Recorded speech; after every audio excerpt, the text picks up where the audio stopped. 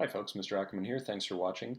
This is our fourth episode of Great Work, and the assignment that we're featuring is the album cover assignment that was assigned way back in March before the March break and before we found out we weren't going to be coming back. We modified the assignment to make it doable based on everyone's current circumstances, and I got to say you guys did a great job. I got one of the highest response rates yet for everyone submitting an assignment, and the work was really, really good. I had a hard time choosing which album covers I was going to feature on this video, but I was able to pull out a group of people who had never been featured before on one of these videos, as well as a few who have been featured but did such great work, I wanted to give them a shout out. So let's get started right now. We're going to jump into Lightroom, and I'm going to pull myself off to the side here so that we can concentrate on the album covers. First one is Alice. And Alice has this great album cover here. I'm going to turn off the loop overlay, as it's called, so you can see it all in its glory. The thing I wanted to point out here that I really liked was how she made use of dramatic lighting. I believe, if I remember her description, she was working in a room, just had her, I think this is her sister, up against a plain wall, and she's using a light, which I'm guessing is coming from a flashlight. Great use of artificial lighting. And anyone can be doing this, but I asked my grade 12s and grade 11 veterans to make sure they used artificial lighting. So great work there, Alice. Keep it up.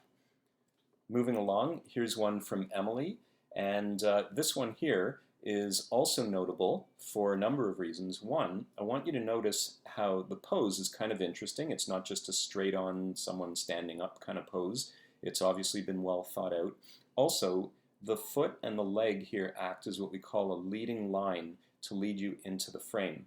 And not only that, but if you notice in the background of the photo here, which is taken in some room of her house, I'm guessing, she's just put this pattern in, which to me really made the background change from something that is kind of, whatever, everyday, not too interesting, to something a little bit more exciting. And she was able to put it just over the background and not over her subject. Also, love the drop shadows and the lettering. Kind of reminds me of a throwback to maybe a 1980s album. So she's really got that vibe going. Great work there. Here's our next one. This is from Julia.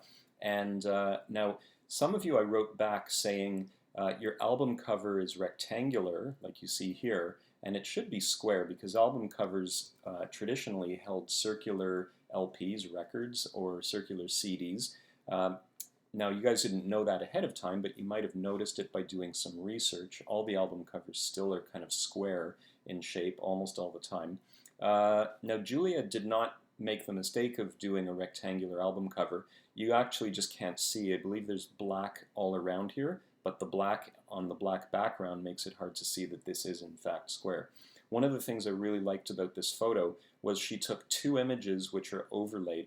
You've got the picture of her subject, and you've also got the picture of a hand and fingers here. You can see the double eyes there. So that's something you can learn how to do in Photoshop. It's really simple. It's a matter of taking two photos, bringing them into Photoshop, layering one on top of the other, and then adjusting something called the opacity. And if you just look that up in a YouTube video, you'll find out very quickly how to get that done.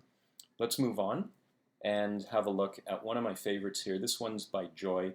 And I think Joy did a great job. I could tell from the work that she described when she handed in her Google form. She took this zebra mask and she placed it in different places in her house, and she lit it different ways. And the one she ended up settling on, I really like. It's kind of got an eerie feel to it, which is accentuated by the fact that it's converted to black and white, and also the shadows and the artificial lighting are really, really well done. Throw in a little bit of grain into the background, which I noticed that a lot of you have been doing, and I think it creates that kind of dark vibe, which makes me want to listen to this album. Also, good choice of lettering. Notice how she's using a serif font along with a sans serif font, which go together quite nicely. So congratulations there, Joy. Really impactful album cover. Moving along, we got one by Ariana. And the thing I wanted to point out here that I really liked was how she took a mirror outside, and so you see it breaks up the fence here, which is going along in one direction, And then she's got her subject not posing directly for the camera, but she's actually photographing the reflection. And anytime you bring a mirror outside, it's going to create some interesting visual effects because we're not used to seeing that. So if you want to do a little experiment when you're outside, of course being safe, bring that mirror out, be careful with it because of course it is probably glass, and take some photos. You can, just an idea that just popped into my head, I think you could do some pretty safe physical distancing with people and do portraits of them outside using the mirror. In fact, that would allow you to keep an even greater distance than normal. So play around with that sort of thing, be safe, and see what you can get. Moving along, another really nice album cover, this one by Mustafa. And one of the things I liked about this was that the image of the car, of the driver's view from the car and the highway going by, it was really cool. I like the blur and the lights here. And at first I was a little bit worried, like, uh-oh, was he being safe? Was he using his phone while he was driving? But I think he got someone else to take the photo, which is really great thinking. You know, keeping people safe these days is not just in terms of COVID and all that, but it's also just things we do on a daily basis, like driving and not using our phones. So congratulations on that. I like the grain and all these little imperfections that I see people are using a lot, kind of like a throwback to photography from, you know, maybe the 1980s or 70s, old photos where something got in there and kind of created these flaws, but it works. Really, really well done. Good work, Mustafa. Now here are a few people that I wanted to feature at the end here who were already featured in a previous video, but I wanted to show their great work again. This one's by Noam, and what Noam did here, he showed me in his Google form, he took a picture of the setup. He went all out. He's got a setup with a sort of colored rainbow background on, I believe, something like an iPad or a tablet, and that's on the ground. And then hovering above that, supported on a stack of books, I think, was a group, or a bowl rather, filled with water and oil and some soap. And he swished it around, he got all these bubbles, and wow, just a great job. A little bit of optics at work there, some refraction as the light bends around through those bubbles, and just a really cool result. He decided to use it for his album cover. You can shoot abstract photos of this kind of stuff anytime. It's a lot of fun.